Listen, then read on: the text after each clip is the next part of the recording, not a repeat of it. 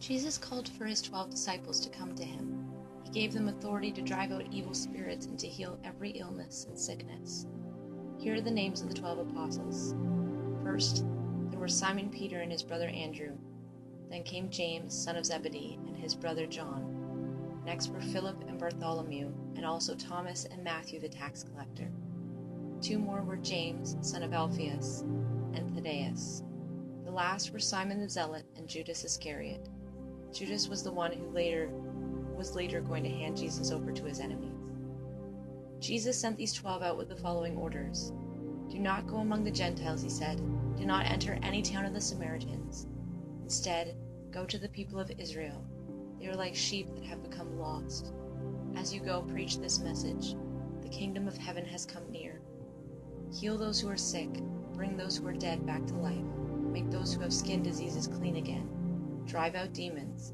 You have received freely, so give freely.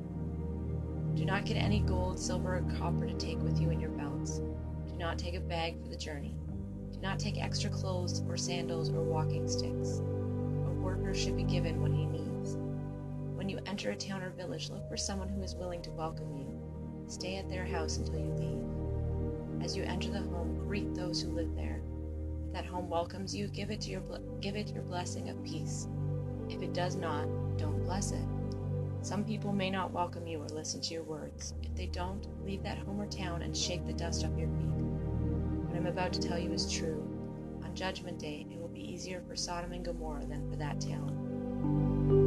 I'm sending you out like sheep among wolves. So be as wise as snakes and as harmless as doves. Watch out. You will be handed over to the local courts. You will be whipped in the synagogues. You will be brought to governors and kings because of me. You will be witnesses to them and to the Gentiles. But when they arrest you, don't worry about what you will say or how you will say it. At that time you will be given the right words to say. It will not be you speaking. The Spirit of your Father will be speaking through you. Brothers will hand over brothers to be killed. Fathers will hand over their children. Children will rise up against their parents and have them put to death. You will be hated by everyone because of me. But anyone who remains strong in the faith will be saved. When people attack you in one place, escape to another. What I'm about to tell you is true. You will not finish going through the towns of Israel before the Son of Man comes. The student is not better than the teacher. The slave is not better than his master. It is enough for students to be like their teachers. It is enough for slaves to be like their masters.